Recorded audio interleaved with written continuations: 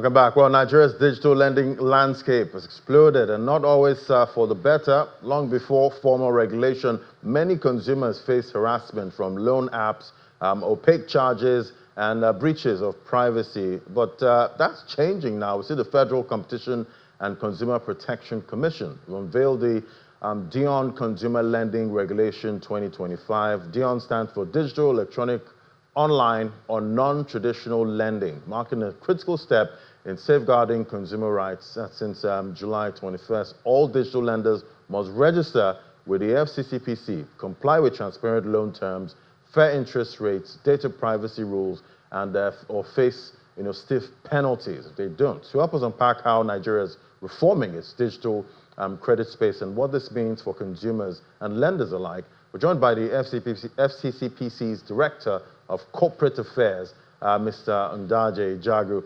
Great to have you on the show, sir. Good morning.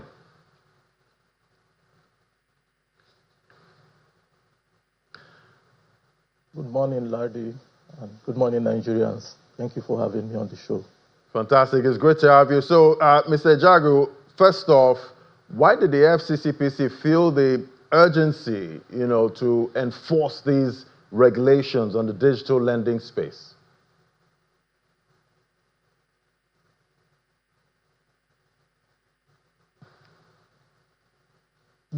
The DION Consumer Lending Regulations, as you would know, is actually something that is sort of a revolution, kind of.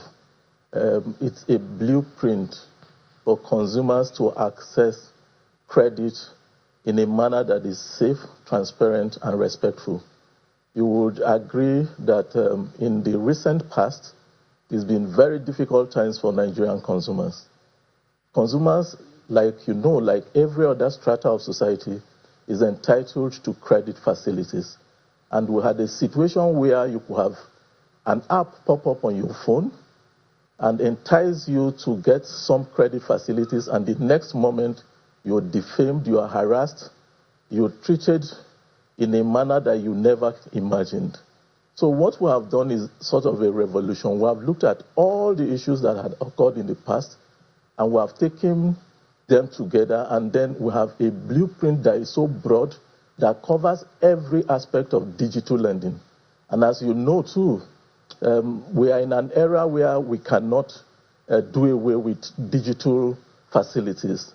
We have to always have the electronic facilities around us. We have to make adequate use of those facilities.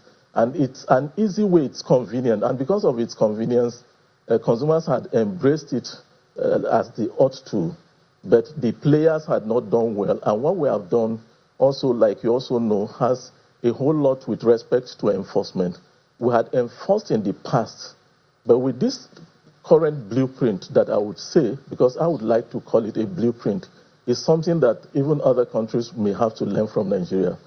And I like to say that with this current blueprint, enforcement has been made easier, much more than ever before. Now we would have to know whoever is behind any of the loan apps, any of the credit facilities that consumers are obtaining. We have to have their profile, their company history, and everything. And as such, it makes it very easy. And penalties are clearly spelled out in this regard. We didn't used to, we were relying solely on our law, which was the Federal Competition and Consumer Protection Act of 2018. But now we have a regulation that has made it clearer. The DION regulation has made that area, the space clearer, and now we have offenses clearly spelled out. And then we also have penalties clearly spelled out. We could hold both individual operators and corporate organizations responsible. Now there will be accountability, and like I said, it will be very easy to enforce this time around. Right. We know there's a saying that the borrower is a slave, to the lender. And, looking at, some borrowers at this point, some of them, they borrow with no intention, of paying back. What's in the regulation for irresponsible borrowers that go to these apps, try to get a loan with no intention of paying back?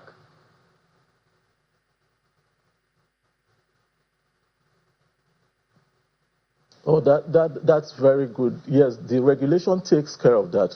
It is not like consumers were borrowing necessarily without the intention of paying back. What happened in the past was that the operators never bothered to check whether consumers could pay back.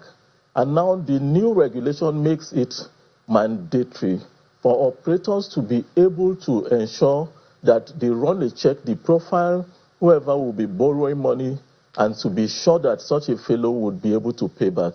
You know what happened in the past was that the operators were just throwing these monies at consumers and then feeling that, look, we could use all sorts of whatever tactics to get consumers to pay, twisting consumers in different ways to pay at all costs. They harass you, they publish things that are false about you and all of that. But now, the new regulation makes it mandatory. You must have to be able to profile your customer well to know that he has the capability to pay back. Not doing so is an offense under the law. And so you would have a situation where there will be sanity, there will be dignity. Those days also, some consumers will tell you, the kind of complaints we had in the past was such that some consumers will tell you that they didn't have the option of either opting out or opting in. Some of these loans were thrown at certain consumers because we had complaints in our office where we understand that some persons just had their accounts credited with a loan. And they try to ensure that these things are sorted out and the people will not be there to do so. But currently, the regulation has made it such that you would not be able to do that. If you do that, it's an offense. And you know that the penalties are quite stiff. The penalties for contravention ranges from sanctions, from also suspending the operations of the different operators, as well as fines, very huge fines that could be imposed if you violate the regulations. So we want to believe that consumers, there will be sanity this time around. And like I said, enforcement will be very easy because we're able also to profile the operators to be sure that, look, this is the fellow that is offering this service. Those days we had some shell companies that were used in Nigeria by people largely from even Asian countries who were not domiciled in Nigeria. We had raided some of their facilities, and you will discover that the people who were perpetrating this were even outside Nigeria. But what they did largely was use Nigerian companies as shell companies, and then you never get to know the identity of the real operators. But by the new regulation, the operator's identity must be known. It is something that they cannot hide any longer. So in this case, we would be sure that consumers would be respected, they would operate in that space with dignity, and they can only now access credits that they can pay back. And also, you know that there were issues of unilateral change of terms and conditions where sometimes your fees would just be upgraded without even informing you. It would not be something that is negotiated at all. It was usually something that was done unilaterally. So given the current situation, there will not be those kind of situations. Fees were also imposed in a manner that didn't follow due process. There was no fairness in what was happening. Sometimes unilaterally the companies will just say, okay, look, you borrowed X naira, you have to pay X 5 naira. And that was what we were experiencing. So, but that will not happen in this current regime. Okay, let's pivot to another issue now. That's the health of consumers. Recently, the FCCPC issued a warning against consuming fruit, ripened with carbide. Talk to us about how the FCCPC is enforcing this. Are the culprits, being caught at this point? And we know I did have a farmer recently, and he did, talk about issues reasons why some traders would, try to force the fruits to ripen, because most of the time they don't have where to store some of these fruits and all of. But that's not an excuse. But how are you enforcing this new law?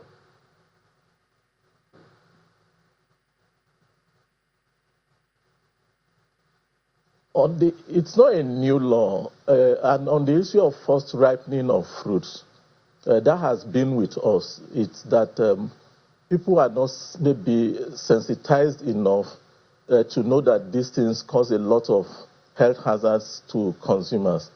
So what we are doing at the moment is to sensitize consumers, sensitize farmers, sensitize everybody that is in the value chain to know the dangers with using those kind of harmful substances to preserve food.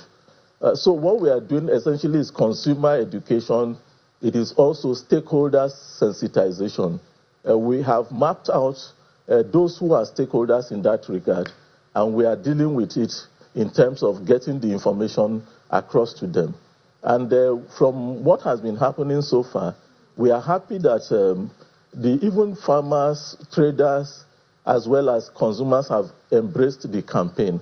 So we are happy that we are beginning to at least touch base with people who are involved in that kind of conduct. Farmers who would preserve their produce with those kind of harmful substance, we are talking with them. So what we are doing essentially is consumer and also stakeholders education and engagement. Fantastic. You heard it here. Stop forcing those fruits to ripen.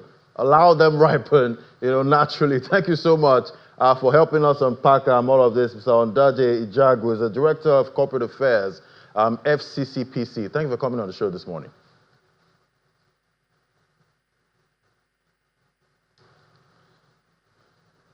Thank you for having me.